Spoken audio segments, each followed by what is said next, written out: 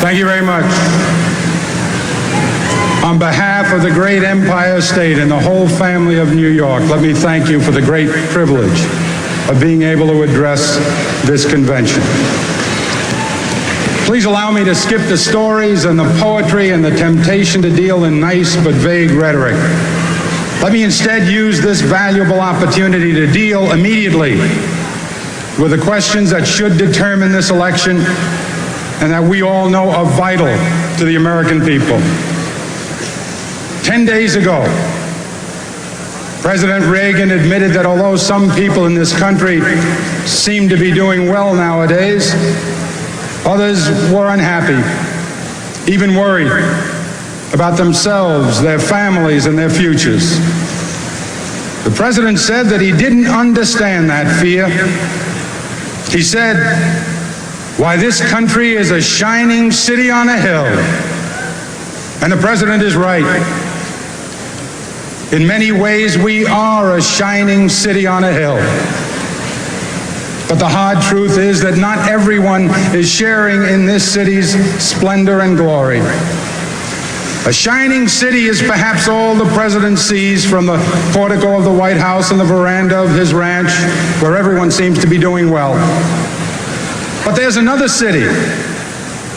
There's another part to the shining city. The part where some people can't pay their mortgages, and most young people can't afford one. Where students can't afford the education they need, and middle-class parents watch the dreams they hold for their children evaporate. In this part of the city, there are more poor than ever, more families in trouble, more and more people who need help but can't find it. Even worse, there are elderly people who tremble in the basements of the houses there. And there are people who sleep in the city's streets, in the gutter, where the glitter doesn't show.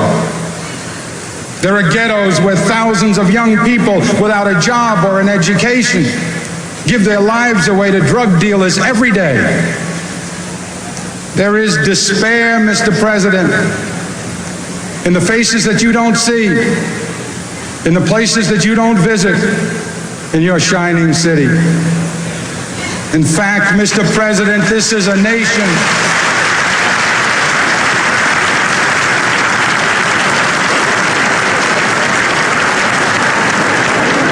Mr. President, you ought to know that this nation is more a tale of two cities than it is just a shining city on a hill.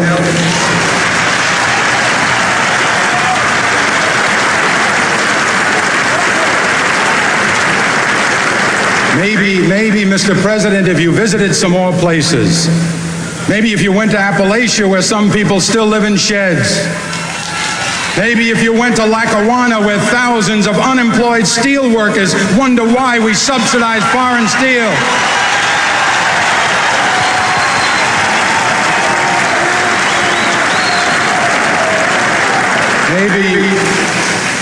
Maybe, Mr. President, if you stopped in at a shelter in Chicago and spoke to the homeless there.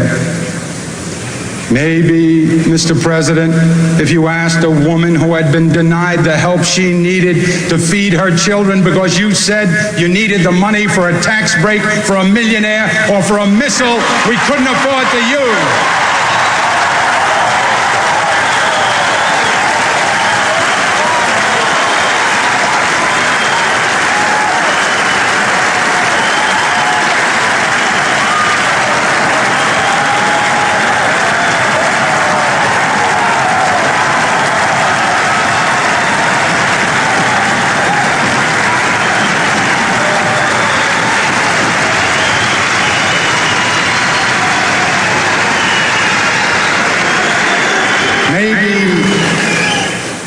Maybe, Mr. President, but I'm afraid not. Because the truth is, ladies and gentlemen, that this is how we were warned it would be. President Reagan told us from the very beginning that he believed in a kind of social Darwinism, survival of the fittest. Government can't do everything, we were told, so it should settle for taking care of the strong and hope that economic ambition and charity will do the rest. Make the rich richer, and what falls from the table will be enough for the middle class and those who are trying desperately to work their way into the middle class.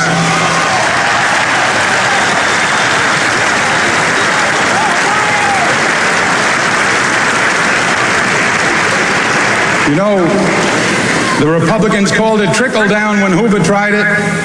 Now they call it supply side, but it's the same shining city for those relative few who are lucky enough to live in its good neighborhoods. But for the people who are excluded, for the people who are locked out, all they can do is stare from a distance at that city's glimmering towers. It's an old story. It's as old as our history. The difference between Democrats and Republicans has always been measured in courage and confidence. The Republicans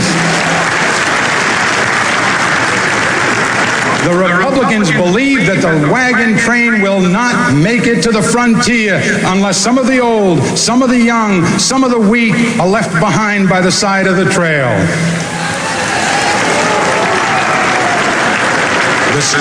The strong, they tell us, will inherit the land.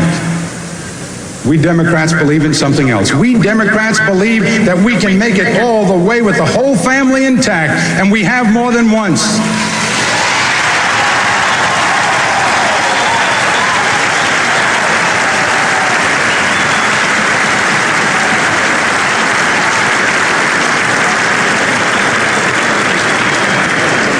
Ever since Franklin Roosevelt lifted himself from his wheelchair to lift this nation from its knees, wagon train after wagon train to new frontiers of education, housing, peace, the whole family aboard, constantly reaching out to extend and enlarge that family, lifting them up into the wagon on the way, blacks and Hispanics and people of every ethnic group and Native Americans, all those struggling to build their families and claim some small share of America. For nearly 50 years, we carry them all to new levels of comfort and security and dignity, even affluence. And remember this, some of us in this room today are here only because this nation had that kind of confidence, and it would be wrong to forget that.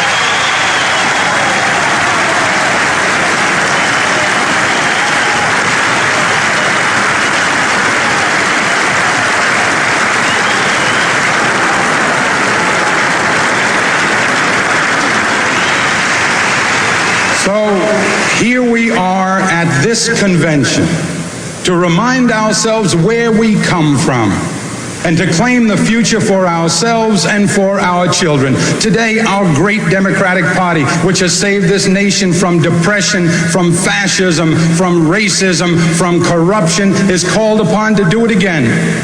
This time to save the nation from confusion and division, from the threat of eventual fiscal disaster, and most of all, from the fear of a nuclear holocaust.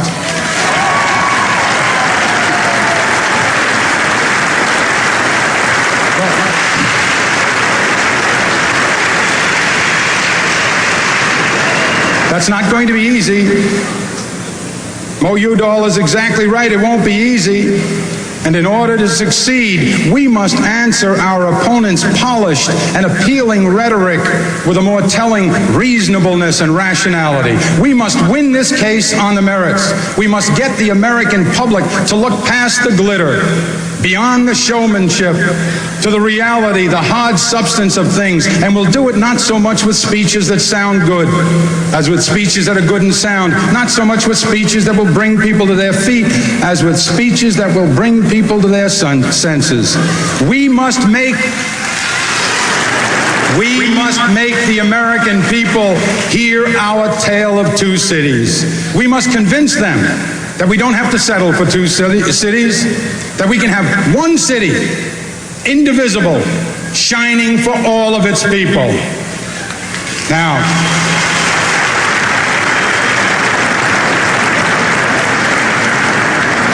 we will have no chance to do that if what comes out of this convention is a babble of arguing voices.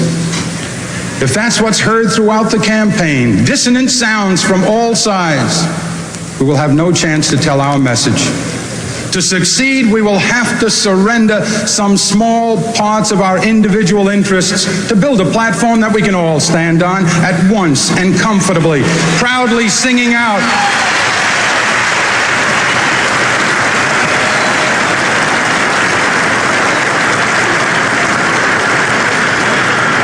we need a platform we can all agree to so that we can sing out the truth for the nation to hear in chorus. Its logic so clear and commanding that no slick Madison Avenue commercial, no amount of geniality, no martial music will be able to muffle the sound of the truth. And we Democrats must unite.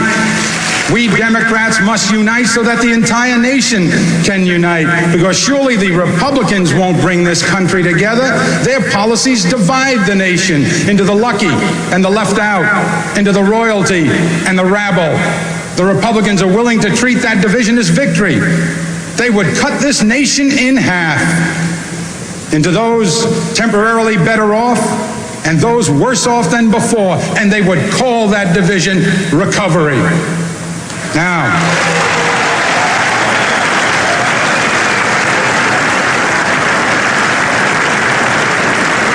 we should not be embarrassed or dismayed or chagrined if the process of unifying is difficult, even wrenching at times.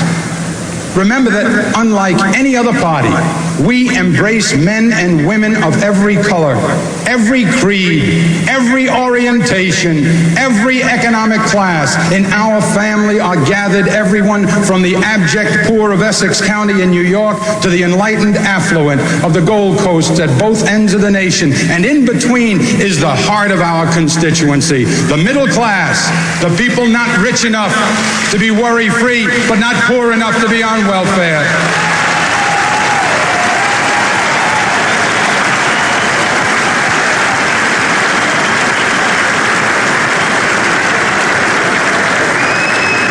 The middle class, those people who work for a living because they have to, not because some psychiatrist told them it was a convenient way to fill the interval between birth and eternity.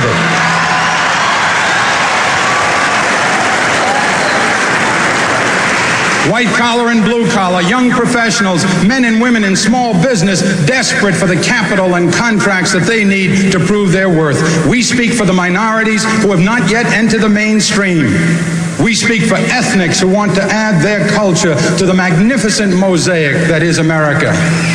We speak for women who are indignant that this nation refuses to etch into its governmental commandments the simple rule, thou shalt not sin against equality. A rule so simple.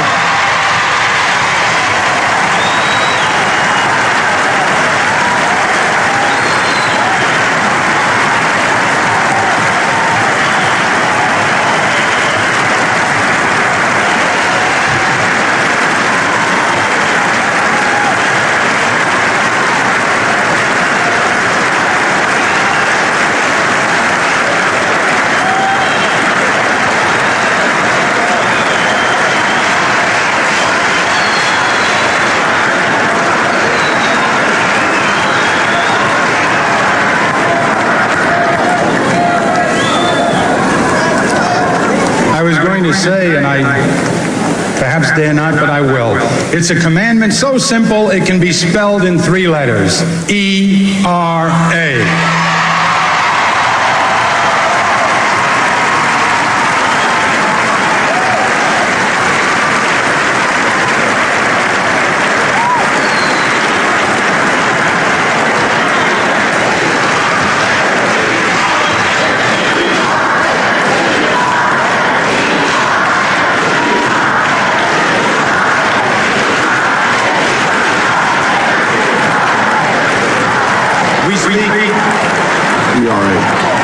We speak for young people demanding an education and a future.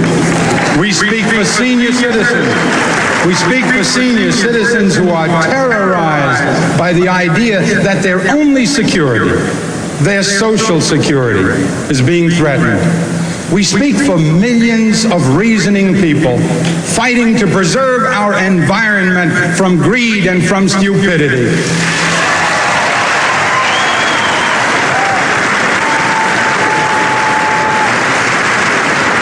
And we speak for reasonable people who are fighting to preserve our very existence from a macho intransigence that refuses to make intelligent attempts to discuss the possibility of nuclear holocaust with our enemy.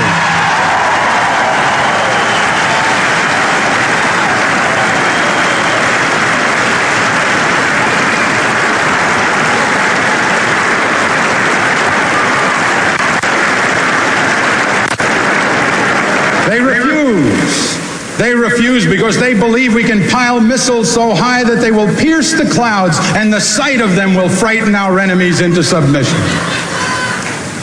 Now, we're proud of this diversity as Democrats. We're grateful for it. We don't have to manufacture it the way the Republicans will next month in Dallas by propping up mannequin delegates on the convention floor.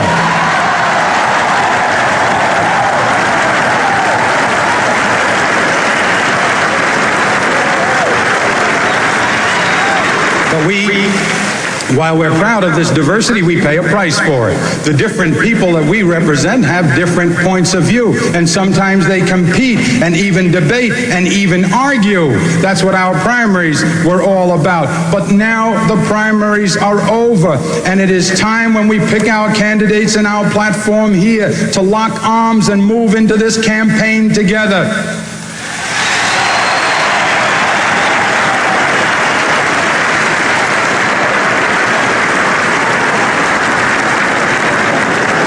If you need any more inspiration to put some small part of your own difference aside to create this consensus, then all you need to do is to reflect on what the Republican policy of divide and cajole has done to this land since 1980. Now, the president has asked the American people to judge him on whether or not he's fulfilled the promises he made 4 years ago. I believe as Democrats we ought to accept that challenge, and just for a moment let us consider what he has said and what he's done. Inflation is down since 1980. But not because of the supply side miracle promised to us by the president. Inflation was reduced the old-fashioned way with a recession, the worst since 1932.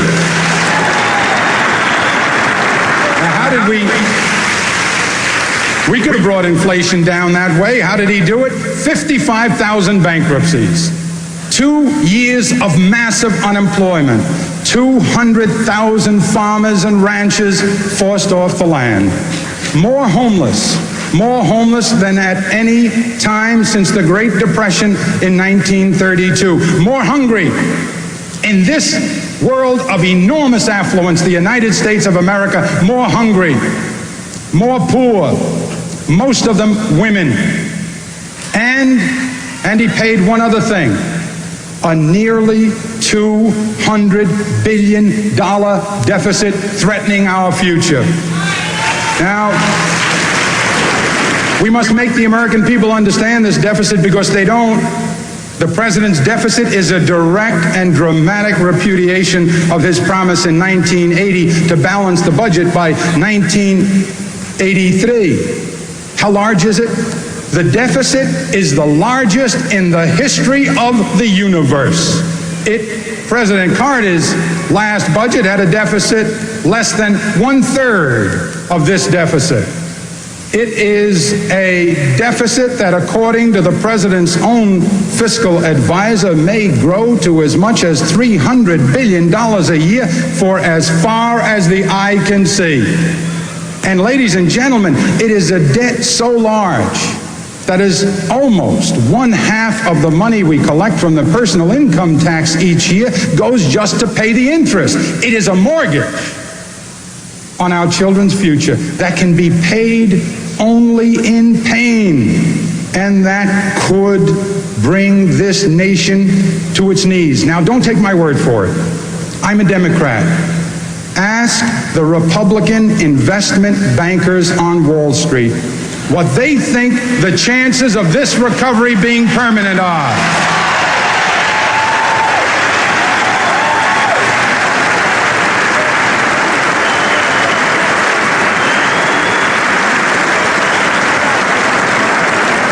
You see, if they're not too embarrassed to tell you the truth, they'll say that they're appalled and frightened by the president's deficit. Ask them what they think of our economy now that it's been driven by the distorted value of the dollar back to its colonial condition. Now we're exporting agricultural products and importing manufactured ones. Ask those Republican investment bankers what they expect the rate of interest to be a year from now. And ask them, if they dare tell you the truth, you'll learn from them what they predict for the inflation rate a year from now because of the deficit. Now, how important is this question of the deficit? Think about it practically. What chance would the Republican candidate have had in 1980 if he had told the American people that he intended to pay for his so-called economic recovery with bankruptcies, unemployment, more homeless, more hungry, and the largest government debt known to humankind? If he had told the voters in 1980 that truth, would American voters have signed the loan certificate for him on Election Day? Of course not. That was an election won under false pretenses. It was won with smoke and mirrors and illusions, and that's the kind of recovery we have now as well.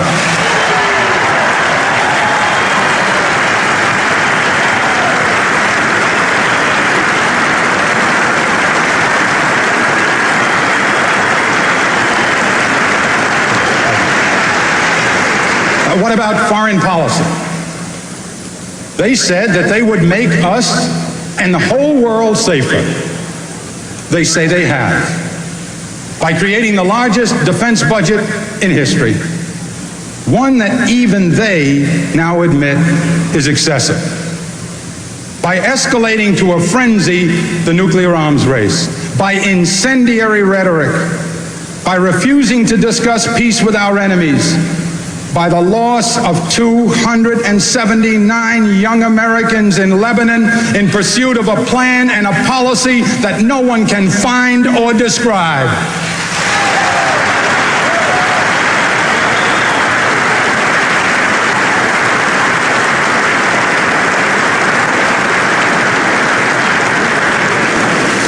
We give money to Latin American governments that murder nuns, and then we lie about it.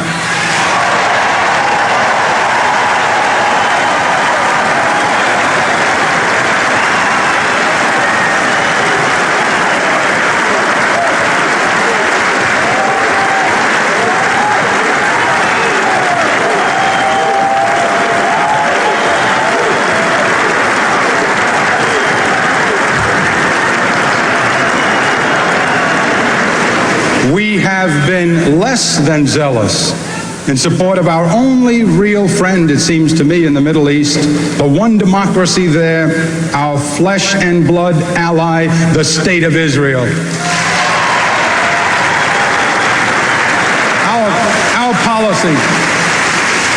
Our foreign policy drifts with no real direction other than an hysterical commitment to an arms race that leads nowhere if we're lucky. And if we're not, it could lead us into bankruptcy or war. Of course we must have a strong defense. Of course Democrats are for a strong defense. Of course Democrats believe that there are times that we must stand and fight, and we have. Thousands of us have paid for freedom with our lives. But always, when this country has been at its best, our purposes were clear. Now they're not. Now our allies are as confused as our enemies. Now we have no real commitment to our friends or to our ideals, not to human rights, not to the refuseniks, not to Sakharov, not to Bishop Tutu and the others struggling for freedom in South Africa.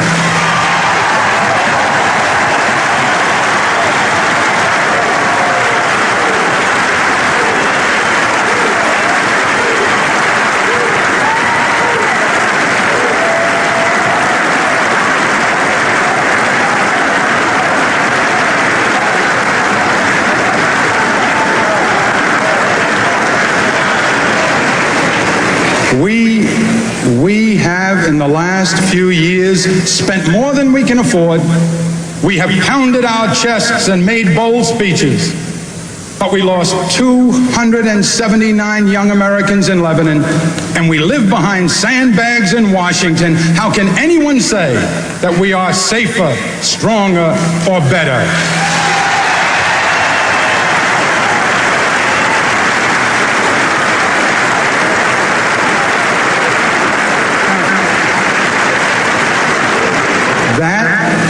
That is the Republican record.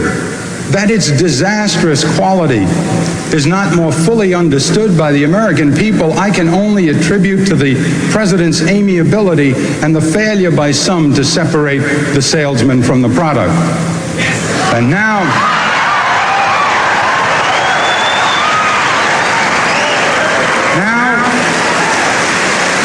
it's up to us. Now it's up to you and to me to make the case to America and to remind Americans that if they are not happy with all that the president has done so far, they should consider how much worse it will be if he is left to his radical proclivities for another 4 years unrestrained. Unrestrained.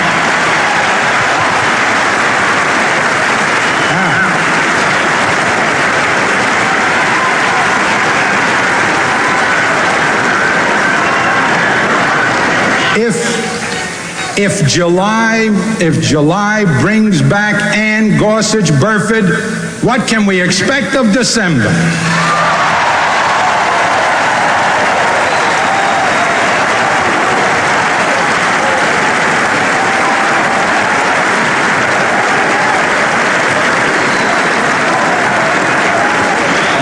Where would another 4 years take us? Where would 4 years more take us? How much larger will the deficit be?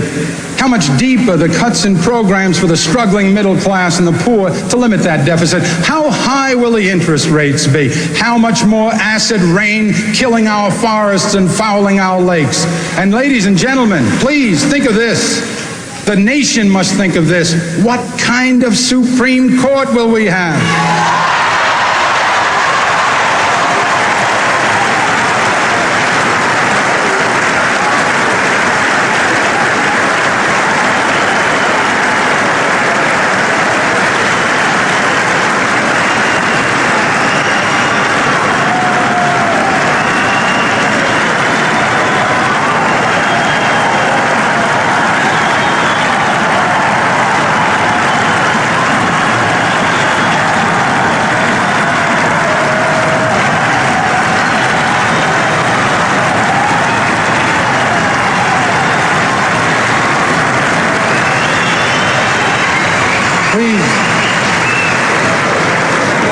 We must ask ourselves what kind of court and country will be fashioned by the man who believes in having government mandate people's religion and morality, the man who believes that trees pollute the environment, a man that believes that the laws against discrimination against people go too far, a man who threatens Social Security and Medicaid and help for the disabled. How high will we pile the missiles? How much deeper will the gulf be between us and our enemies? And ladies and gentlemen, will 4 years more make meaner the spirit of the American people? This election will measure the record of the past 4 years, but more than that, it will answer the question of what kind of people we want to be. We Democrats still have a dream. We still believe in this nation's future, and this is our answer to the question. This is our credo. We believe in only the government we need, but we insist on all the government we need.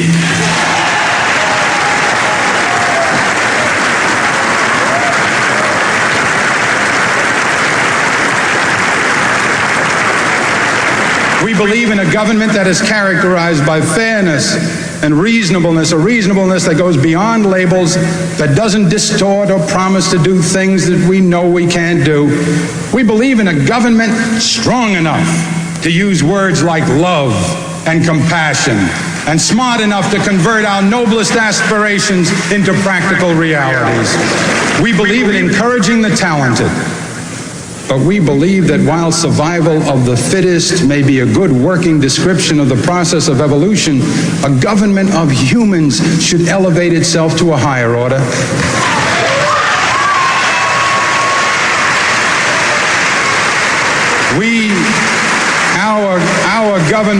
Our government should be able to rise to the level where it can fill the gaps that are left by chance or by a wisdom we don't fully understand. We would rather have laws written by the patron of this great city, the man called the world's most sincere Democrat, St. Francis of Assisi, than laws written by Darwin.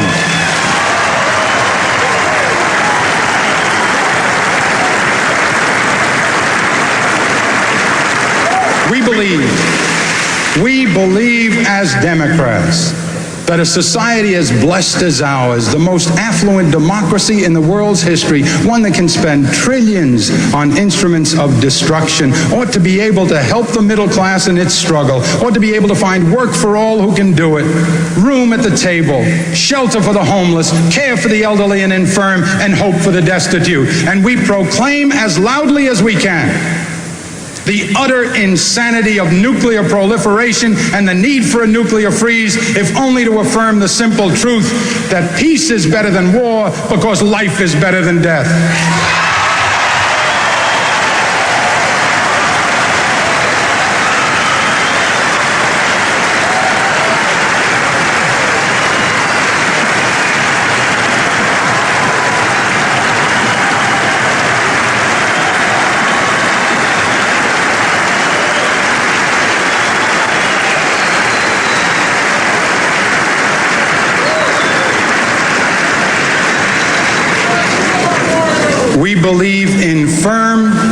We believe in firm but fair law and order. We believe proudly in the union movement. We believe in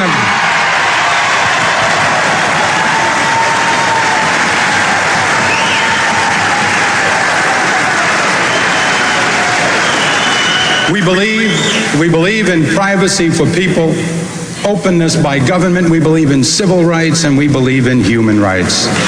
We believe in a single fundamental idea that describes better than most textbooks and any speech that I could write what a proper government should be.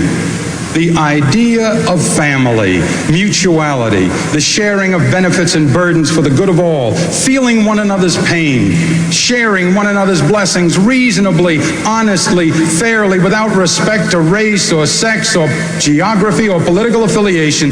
We believe we must be the family of America, recognizing that at the heart of the matter we are bound one to another. That the problems of a retired school teacher in Duluth are our problems. That the future of the child in Buffalo is our future. That the struggle of a disabled man in Boston to survive and live decently is our struggle.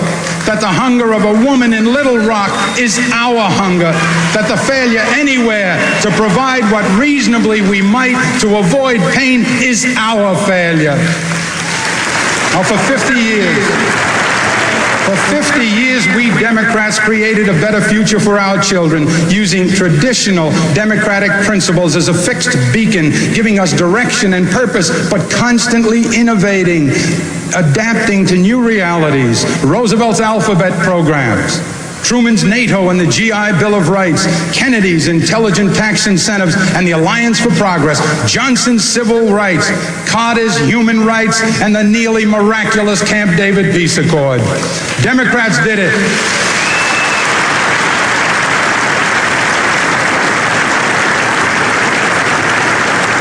Democrats did it, and Democrats can do it again.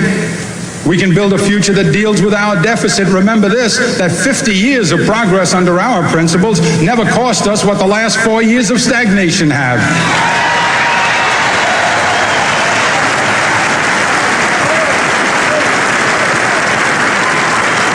And we can deal with the deficit intelligently by shared sacrifice, with all parts of the nation's family contributing, building partnerships with the private sector, providing a sound defense without depriving ourselves of what we need to feed our children and care for our people, we can have a future that provides for all the young of the present by marrying common sense and compassion. We know we can, because we did it for nearly 50 years before 1980, and we can do it again if we do not forget that this entire nation has profited by these progressive principles, that they helped lift up generations to the middle class and higher, that they gave us a chance to work, to go to college, to raise a family, to own a house, to be secure in our old age, and before that to reach heights that our own parents would not have dared dream of. That struggle to live with dignity is the real story of the shining city. And it's a story, ladies and gentlemen, that I didn't read in a book or learn in a classroom. I saw it and lived it like many of you. I watched a small man with thick calluses on both his hands work 15 and 16 hours a day. I saw him once literally bleed from the bottoms of his feet. A man who came here uneducated, alone, unable to speak the language, who taught me all I needed to know about faith and hard work by the simple eloquence of his example. I learned about our kind of democracy from my father, and I learned about our obligation to each other from him and my mother. They asked only for a chance to work and to make the world better for their children.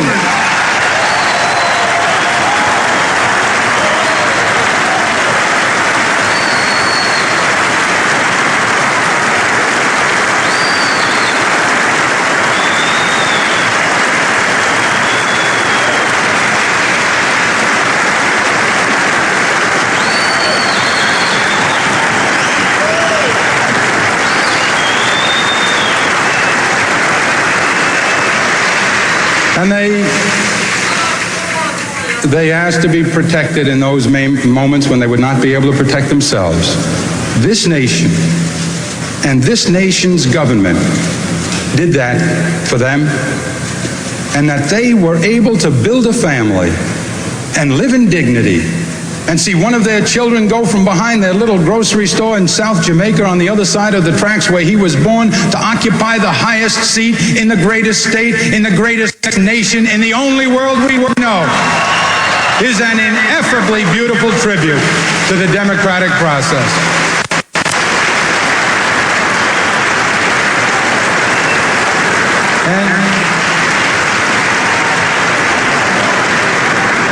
And ladies and gentlemen, on January 20, 1985, it will happen again, only on a much, much grander scale. We will have a new President of the United States, a Democrat born not to the blood of kings, but to the blood of pioneers and immigrants. And we will have America's first woman Vice President, the child of immigrants.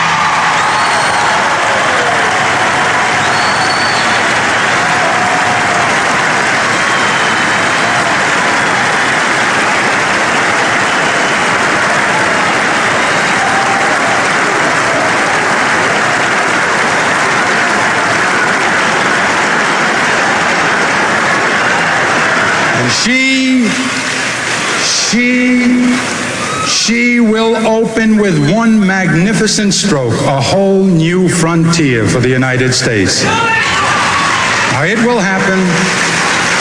It will happen if we make it happen, if you and I make it happen. And I ask you now, ladies and gentlemen, brothers and sisters, for the good of all of us, for the love of this great nation, for the family of America, for the love of God, please make this nation remember how futures are built.